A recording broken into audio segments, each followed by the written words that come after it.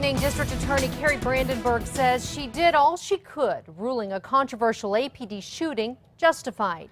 The same shooting a district judge found was way wrong. That judge issued a $6 million judgment against the city yesterday. Today, the DA gave her side. Here's News 13's Crystal Gutierrez. Yeah, Jessica, the district attorney says the case she was given to review was flawed from the beginning, but also points out that what the civil judge said is opposite of what she found. I have to tell you, honestly, I thought there was civil liability. District Attorney Carrie Brandenburg says she's not surprised that a civil judge found wrongdoing in the death of Christopher Torres, fatally shot by an APD cop in 2011. But she still says there's not enough evidence to seek criminal charges against the officer who fired his weapon, something she decided back in February. Yesterday, Judge Shannon Bacon rejected claims that the two officers were acting in self-defense when one of them shot and killed the wanted mentally ill man. Brandenburg was tasked with reviewing.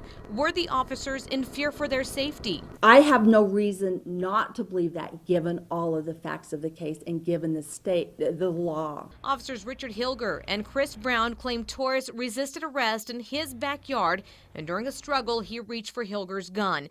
That's when Brown shot him 3 times in the back. Now, in the civil case, eyewitness testimony contradicted that story, and the judge said the officers' stories were not credible. But DA Carrie Brandenburg says in the case she was given to review, the officers' statements were consistent with other evidence about the incident. She says it was eyewitness statements that were inconsistent. Brandenburg says while the judge was allowed to hear new testimony from all parties, including officers, she had to rely on what review officers gave her. We have to rely on the police reports. That's what we have. That's a flaw in the system. In this case, there were issues with the investigation, as I mentioned in my report.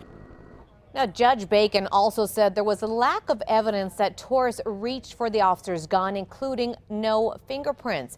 Brandenburg points out Torres's DNA was found on that gun. Back to you. Okay, Crystal, Brandenburg says if there is new evidence from the civil case that could support a criminal conviction, she will consider reviewing the case again.